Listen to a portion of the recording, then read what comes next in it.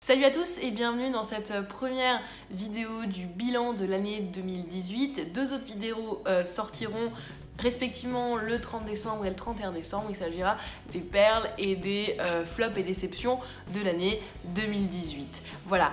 À la fin de l'année 2017, je faisais également mon bilan et je tirais comme conclusion que j'avais envie de m'investir plus, que je mettrais plus de temps en 2018 pour Perle ou Navet, et c'est ce qui s'est effectivement passé dans les premiers mois de l'année. Certaines choses se sont mises en place, je suis retournée à la Berlinale, je vous ai montré tout ça dans des vlogs, j'ai pu un petit peu concrétiser le travail et rencontrer en vrai mes autres copains youtubeurs, et c'est des super expériences. On a fait des vidéos ensemble, on a fait 2 meet-up à Montpellier, voilà, c'est des choses qui sont de véritables souvenirs gravés dans nos têtes à tous, je pense. Enfin voilà, passer des super moments grâce à YouTube en 2018. Puis pas mal de choses ont évolué pour moi personnellement cette année, en bien heureusement.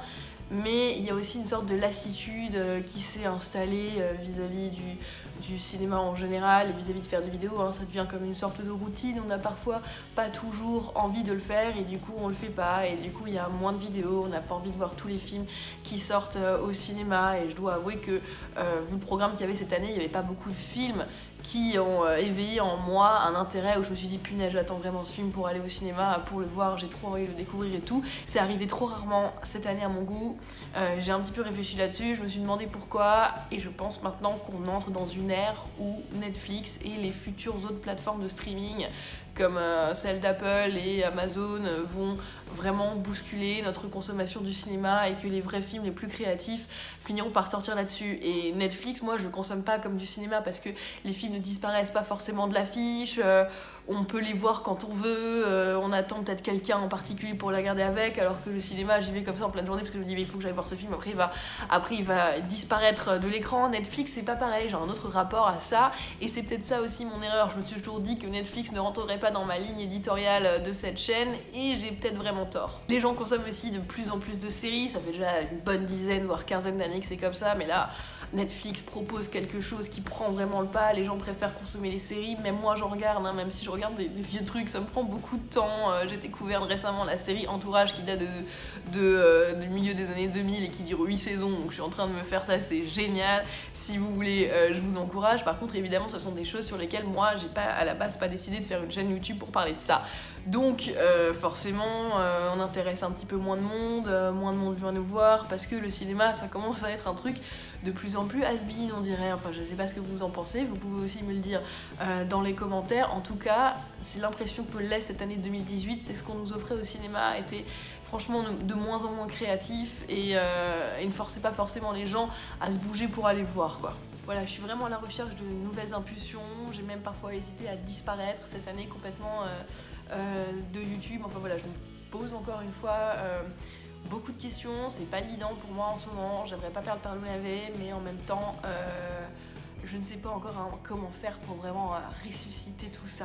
J'ai quand même un petit peu envie de vous parler des films que j'attends pour 2019, je vais surprendre personne je pense. J'attends de gros titres, de gros réalisateurs. Un qui sort très vite le 2 janvier, ça s'appelle Bienvenue à Marwen de Robert Zemeckis.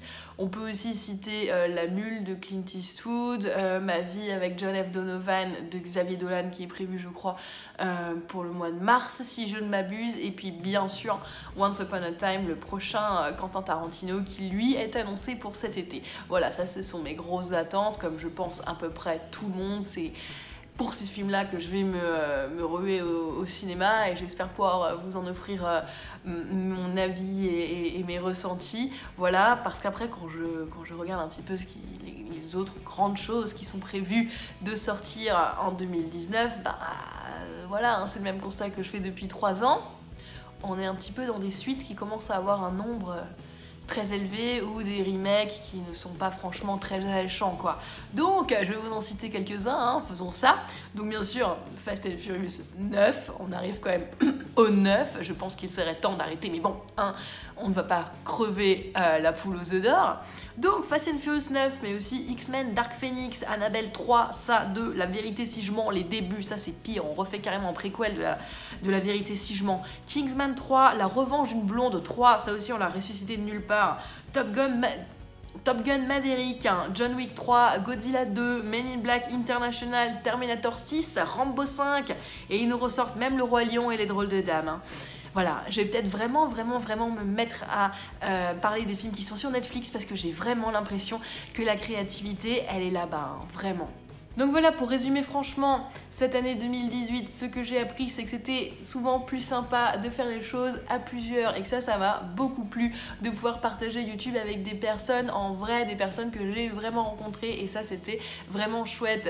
Je me suis aussi rendu compte que YouTube, sur la durée, c'était vraiment difficile et que c'est pas quelque chose qu'on peut faire sans passion, sans conviction et sans envie. C'est pas, enfin voilà, c'est pas un boulot quoi, c'est quelque chose qu'on fait en voulant partager et que si des fois l'envie disparaît, c'est vraiment difficile. Il faut toujours se renouveler, retrouver des raisons de faire ça, ne pas se laisser démonter, ne pas se laisser démoraliser et j'avoue qu'il y a des fois dans la vie où quand ça fait longtemps finalement qu'on fait des critiques, 6 ans sur le papier, 3 ans sur YouTube, et on finit des fois par oublier pourquoi on est là, pourquoi on le fait, est-ce qu'on a vraiment sa place, enfin c'est des questions qu'on se posait pas toujours forcément à un moment donné et qui du coup un jour apparaissent et ça vous met une petite claque. Voilà, je ne sais pas encore ce que ça va donner, mais ce qui est sûr c'est que 2 autres vidéos sont à suivre, une demain, une après-demain, donc le 30 et 31 décembre 2018 encore, les perles de l'année et les navets et déceptions de l'année aussi. Voilà, je vous laisse avec ça. À toutes.